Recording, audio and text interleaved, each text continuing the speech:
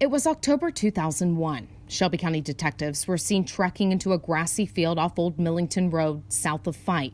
Two teens had been out hunting that day when they made a gruesome discovery, a body badly decomposed. We started looking for Nancy on the 24th day of September that year of 2001. Helen Tuttle's memory still fresh. I had a dream one night that Nancy was in heaven, and it might sound crazy.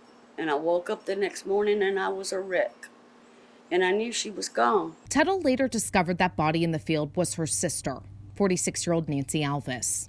The next day, detectives were back at the scene and found a pair of shoes, leading them to another body, 37-year-old Patricia Thornton, her aunt, Marcine Gibson. She was down in the ditch, and she was all cut up and no clothes on, and she had one sock on, and that's all she had. They say the autopsy reports paint a horrific death, the details not suitable for television. The murders were brutal, brutal, brutal. They both waited anxiously for answers, but that took years. And I'm still angry about that. Angry about this next part of the story.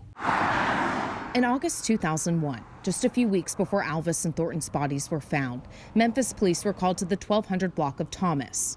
A woman claimed she was approached by a man. He parked his car and started walking with her. Then, moments later, he forced her into an alley, stabbed her with a metal object, piercing through her chin into the roof of her mouth. He then used that object to rape her and forced her to perform sex acts. She survived and consented to a sexual assault examination.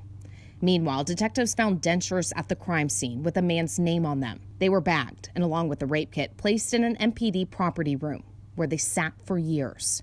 That's until WREG uncovered that kit, as well as more than 12,000 others, all sitting on shelves collecting dust. A massive rape kit backlog dating back decades.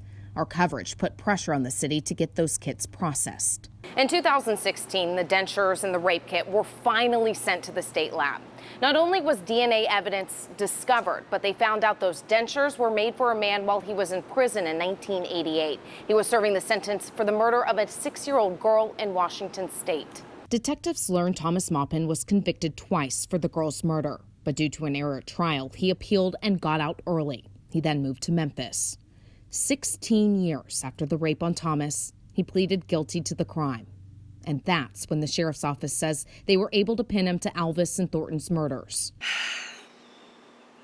They've worked hard on it ever since. County investigators say Maupin has been a suspect because he claimed he knew Alvis and Thornton and also admitted to paying women for sex and driving them to the secluded area where the bodies were found. Do you feel like if they had just investigated that first one, that your loved ones would still be alive? I do. Yeah, I think that they would. I know it, feel it with all my heart. It's unreal. That's the hardest part to accept.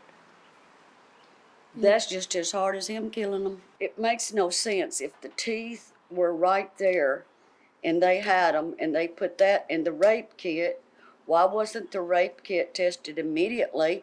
But they had his teeth. They knew he was in town. Why didn't they go get him then? June 10th, Maupin was indicted on 2 counts of first-degree murder. Went out to the cemetery to let her know. She knows I fought long and hard. It has been years of uncertainty. God didn't take her, evil did. And now justice is in reach. Alvis and Thornton are remembered as loving, selfless. They were both mothers. She loved her kids more than anything in the world. Their families wonder if these murders could have been prevented, if only that evidence from August 2001 didn't wind up on a shelf. He's walked free all of those years. In Millington, Jessica Gertler, WREG News Channel 3.